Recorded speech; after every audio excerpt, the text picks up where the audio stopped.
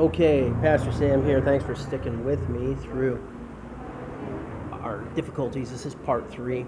My machine keeps kicking off. I apologize for being under yellow light and not having cool kids behind the computer. Put all the verses up on the screen and make it super easy for everybody. You're just going to have to do a little bit of research yourself. And really, that's the beginning. You know, people have to be hungry or they'll never earn a black belt, never overcome, be successful, or really know the Lord. We have to be disciplined. So I'm just going to throw a lot of names out there and some different facts, and some of it's on my blog. You know, you can just look in there and see what I've written, but I haven't really done an article about the 3 kings. Maybe I'll go in and do that, but I haven't done it yet. And really, this is the best format where we can read the verses and study the Bible. I know it's not there. You can't thumb through it in 2 minutes, you know, and just see it all. But this is the way that the people of God have always studied, is we open the Bible and we talk about it. Faith cometh by hearing, and hearing by the word of God. So here's the thing. We know that the Antichrist is going to rise and really have world domination, but there's this big but. The saints will take over after that, after they reign 1 hour, whatever that means, one time, one season. And before that, there's this tremendous rebellion against the Antichrist. And historically, rebellions against Antichrist, we've thrown them off of our country, off of our continent. We've contained them. You know, the popes were captive during what was called the Lateran Accords for a period of 40 or 60 years. They were captive in the walls of Vatican City because Italy was tired of their BS. They were tired of them ruling over their nation. You know who pulled them out of that and got them their sovereign nation? A little-known politician named Benito Mussolini. He's the one who made the treaty that got Rome their land, their historic lands back after all that time where they were prisoners in St. Peter's Cathedral. So revolts against the Antichrist system have done very well. And then we can raise our generations. Our kids can grow up without ever being molested. How great is that? We can get rid of them. And this is maybe the greatest revolt, is the 3 kings that rise against the beast. And so, just very briefly in my 3 minutes today, I broadcast that the 3 kings, 3 royal houses, 3 dynasties that have been for centuries are making a revolt against China, and that they've sent warships and that they are ready to rumble. So one thing I've reported on is the mini aircraft carrier arms race, that there's such a thing as a Stovall carrier, and Trump made the jump jet fly. You know, there were Harriers before, but the Harrier's not an air superiority fighter. You know, it can shoot guns and drop bombs and launch anti-ship missiles and do a lot of good stuff, but it's not an air superiority fighter. It's not stealthy. It's not supersonic. It's kind of the first of its kind that really worked well.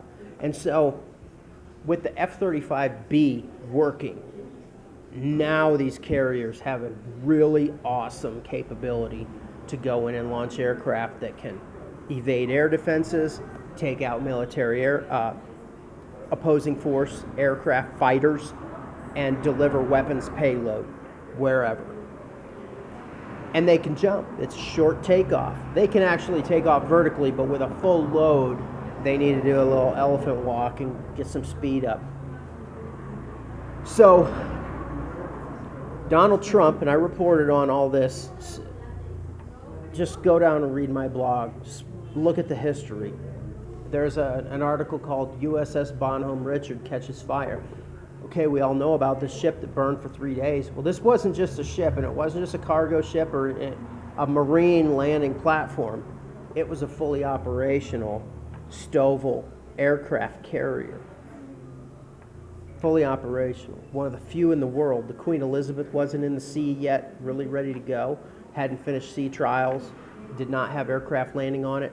The Japanese had built some, but they weren't all heat reinforced. The F-35 produced a lot of heat. So in 2018, Donald Trump, along with Melania, dressed to the nines, went and walked the deck of the Azuma-class carrier in Japan. Now, there's two of them, but they walked the deck of one of them. When the keel was laid for these two ships in 2012, China objected and said, "This no helicopter carrier destroyer, this fully operational aircraft carrier, we will not, this against your constitution." Isn't that amazing how they want to hold another country's law against it so that they can more easily conquer them? All right, that's China for you. Their worst fears were realized when in 2018, Trump walked the deck. He and Melania went and kicked the tires of the helicopters and aircraft on it. And then Trump points his finger down at the deck and says, "Soon this very ship will be fitted to carry the F-35 Joint Strike Fighter." China's worst fear was realized, that Japan, technologically advanced, but, a pacifist constitution, that Japan itself would arm to confront them. They probably have nukes, by the way. A lot of experts say that they do. They haven't made that official, but they had wonder weapons even in World War II that they pulled out of caves. If they would have gotten them into play, the war might have gone very, very differently. We just beat Japan by a nick of time, in the nick of time, before they got some of their wonder weapons working. Very sophisticated. So they've got two of these, and it's not been highly publicized. They retired their F-4 Phantoms, which they were running as their, fighter fleet to repel offenders off of their island. Well, now they're running the F-35 to include the Stovall variant, the F-35B. So once finally they transitioned out, I believe they're fully operational with two aircraft carriers carrying the F-35. Now here's the thing. In my article on that, you can go down and read it, follow all the links. This only happened because there was a change in the monarchy, and the new representative of the royal house in Japan.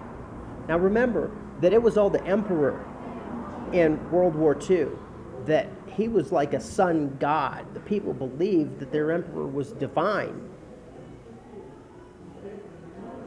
In the Reconstruction after World War II, they became a constitutional monarchy, and this is something we see around the world, constitutional monarchies, where there is a civil government and a constitution that to some degree limits the power of the sovereign or of the royal house. But this is something where the pendulum can swing. Who has the power in the end? Not what a piece of paper says, it's who the people follow. And this is what we're seeing in England, where everybody was all behind Boris until Boris turned globalist in many, many ways. And now all of a sudden the pendulum is swinging and the people are like, we're going to do what our sovereign says, the Queen. Okay, we're going to go to England and their royal house shortly. In Japan, there was a change in the monarchy. And that change in the monarchy allowed a reinterpretation of the Constitution that Japan is entitled to defend itself against plausible threats that are far away, and they may need to project power to do it. You can't wait till a nuclear missile is right on top of you and then say, "Oh, we will defend ourselves. We will throw it back." No, you may have to counter-strike. You may have to project power, have fighters out there, have missile defenses, and you may have to attack the launch platform. If somebody says we're going to nuke you, which China did in the past week, they said we'll nuke Japan repeatedly. You know what? The whole world's in Japan having parties and having the Olympic Games, which are supposed to be this symbol of peace and this symbol of, we're all one world and we can like one another and we speak different languages and have different political ideologies, but we can all play soccer together and then we can all be happy with whoever wins. It's kind of what the Olympics has been about during my lifetime, and that's happening in Tokyo, and China's going to say, we will nuke you continuously until you unconditionally surrender again. They've had to bring up Hiroshima and Nagasaki, very sore spots in Japan, both in the leadership and in the populace. Everybody had a grandparent that was affected by that. Very rude to bring that up. So Japan now has reinterpreted the Constitution to that change in the monarchy, and they have rearmed. They're buying planes, they're buying missiles, and Abe, who has his predecessor is in office now, that he personally trained and groomed. Shinzo Abe and Trump were very good friends, and they made deals that are public and presumably a lot of handshake deals behind the scenes that, hey, we're going to have to fight China, or they're going to blow you off of your island just so that they can militarize it, even if it's a nuclear wasteland, for their own defense. That's their plan. It's the 9-dash line. It's what they call the first, second, and third island chain. China's got it all figured out how they're going to militarize thousands of miles into the Pacific so nobody can ever go get them. So see, there's kind of a window of time for anybody to stand up to them before they do it. And they already did it to Hong Kong. After what they did to Hong Kong, Trump really tried to play nice with them and use sanctions and use international pressure and use the media and use public opinion and a little bit of military threats. But China just bullied forward as the bully they are. And now Taiwan's looking at what happened to Hong Kong, Japan, South Korea. They're all looking at what happened to Hong Kong. Even the Philippines and these other nations that are, have resources. They kind of like to rule themselves and be free. And so whatever you think of the president of the Philippines, you never know what he's going to say on any day. But he doesn't want his nation to be taken over and crushed and made into slaves. Don't forget that there's a scarcity of women in China. They're looking for women. And they'd like to look to Asia, and the next thing they're going to look for is the Americas. They're coming for our women. They're coming for the women in the Americas. All right, so that's the Royal House of Japan. Please look at the article. Next is the Netherlands. Oh, and these ships that are drilling, please look at my article where I tell about the military, the U.S. aircraft coming into Guam and Tinian. It's totally been remilitarized. All the bases from World War II were all dilapidated. We rebuilt it all, and there's aircraft on it today, ready to rumble. Heavy bombers, stealth bombers, supersonic bombers, and lots of F-22 fighters. More than has ever been assembled for an exercise. The exercise is called Pacific Iron, and you'll hardly never hear about it. You can Google that and you'll get some articles. Oh yeah, we're going to go practice. But China responded and said, these exercises look like real combat maneuvers, and we reserve the right to strike first. Be prepared. Shaking the table. Be prepared for a blow at any instant, they said. That's China. So they see these exercises as a real threat. So down in, that's Pacific Iron, coming from Australia with a lot of amphibious landings and Australia's own ski jump carrying, flat deck helicopter carrying destroyers, probably fully operational F-35 platforms. Trump said he wouldn't tell. But I'm telling you from my military observations and my study of military operations in previous wars and how nations work, this is the Bismarck. This is weapons of war being built in secret and with a real hurry-up offense being fielded suddenly to shock the enemy. It's happening. Okay, so the third group coming in is CSG 21, Carrier Strike Group 21, led by the HMS Queen Elizabeth, British aircraft carrier, deck laden with F-35s, some of them piloted by U.S. Marine pilots.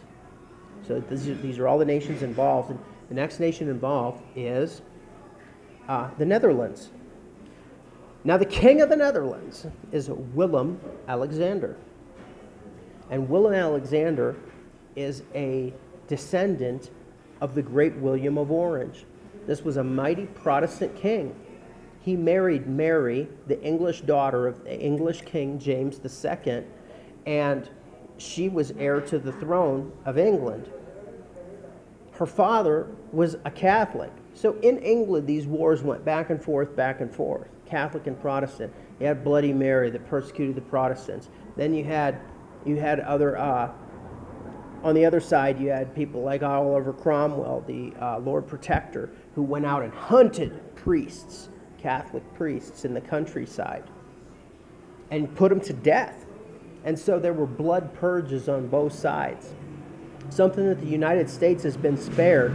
But I'm going to tell you, finally the mask is going to come off, and people are going to stop thinking about black and white, rich and poor, borrower versus lender, and all those other artificial divisions. And they're going to find that there's one side that believes in one man and one woman and basically living by the Bible and serving God, and there is another side that believes that children should be violated, should be controlled by the state should be communist, and that the final authority as the world church evolves and finally the masks come off and the final authority is the Pope. And eventually we're going to have a war of extermination between those two sides in the United States of America. This happened everywhere else. And why we've believed in the artificial divisions, it's just silly. There are private accounts of Abraham Lincoln speaking with his close friend Charles Chiniquy. It's all documented in the book 50 Years in the Church of Rome by Charles Chiniquy, CHINIQU something. It's on chick.com, 50 Years in the Church of Rome. Charles Chiniquy was a client that Abraham Lincoln defended as a young lawyer when other priests came against him. Chiniquy was in charge of running the original immigrant invasion in the United States and bringing in Catholic. Now, these were white people. They were German, they were French, they were English, but lots of Irish, very Catholic, and had moved to Canada, had been brought into Canada by a migrant pipeline, Catholic Charities, right? And then Charles Chiniquy was put in charge of settling them all around Lake Michigan. That's why South Bend, Indiana is the capital for the United States of Catholic pride and Catholic power. And for Trump to appoint a Supreme Court justice who was an instructor there, that's just the second dumbest thing that he ever did, other than not having real prophets with him in his personal counsel. Regardless, Chiniquy told that Abraham Lincoln, and he chronicles all this, Abraham Lincoln said he knew that the Catholic Church was trying to kill him. He knew that all of the divisions about North and South, labor divisions, tax divisions, raw material, trade divisions, that all of those were engineered by the Catholic Church to tear the nation apart. And England, which was pretty Catholic at the time, had landed many troops in Canada, I believe 80,000. And the French, Catholic power, invaded Mexico and put an emperor, Napoleon III, appointed Maximilian to be the emperor of Mexico, and he militarized Mexico so that the United States could be attacked from north and south after the Civil War tore itself apart. Fortunately, Benito Juarez, the president of Mexico, fell back to Chihuahua. They got all their guns and ammunition together, and they made their stand, reconquered Mexico City with a little help from Honest Abe, and put Maximilian up against the wall and put him to death by firing squad. Nevertheless, that army was there, ready to storm in to the underbelly of the United States, regardless of who won, just after the U.S. was torn apart. Abe Lincoln said to Charles Chiniquy, if the people of this nation knew what was really going on, they would forget about all these fake divisions of rich and poor, black and white, north and south, and they would all unite, and they would take the priests and the nuns and the monks and the child abusers, and they would shoot them in the streets. Well, someday it will happen. It has to happen. It's happened everywhere else.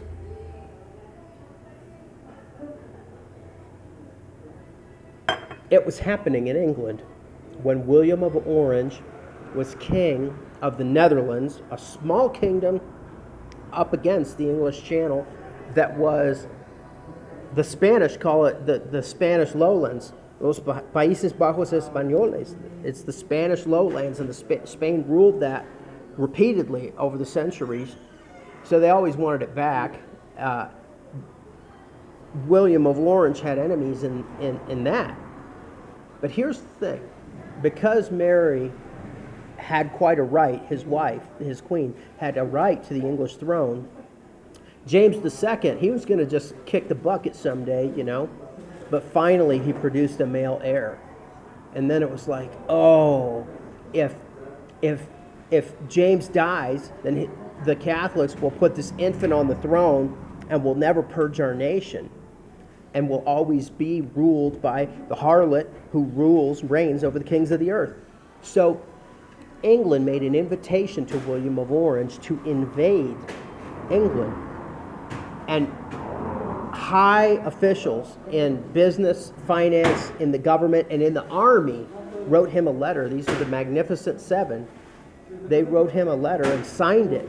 And they said, if you invade, we will immediately defect to your side, and we will claim that Mary is the rightful heir to the throne, and you also have right to the throne. So this is called the Glorious Revolution. And William and Mary College is named for William of Orange and Mary, the English daughter of James II, who did invade. The year was 1688, so this was 100 years after the Invincible Armada. His armada was far greater than that one, by the way. And he invaded, landed troops in England, and immediately much of the military came and bowed the knee, said, "You're our sovereign, William and Mary." And this was the final peg that eliminated a real Catholic resistance with a threat to take over the throne. Now the Church of England became much like the Catholic Church, so much so that 150 years after the Pilgrims landed, we had to fight them for our own nation. But that's another issue. These are the blood purges in these wars. And William of Orange, his descendant, is Willem Alexander of the House of Orange, the king of the Netherlands today. By the way, his queen consort, Maxima, is Argentinian. She's from Latin America. He speaks fluently German, French, Spanish, and I believe Italian, and some English. Why did Willem Alexander send the HNLMS? I always forget the letters for those Dutch ships, but the name of the ship is Evertsen. And this ship went into the Black Sea. This ship is assigned to the CSG-21 strike group that is right up against Singapore right now, in the South China Sea, ready to take the fight to China. And this is a modern destroyer with vertical launch, can carry Tomahawks, anti-ship missiles, anti-air missiles, be part of the picket line to defend the carrier group, or launch really nuclear-capable missiles. Not that it's known to be a nuclear power, but here again, nobody knows. They could have pulled into port and stacked the deck, because the U.S. and Britain are both nuclear powers. So his ship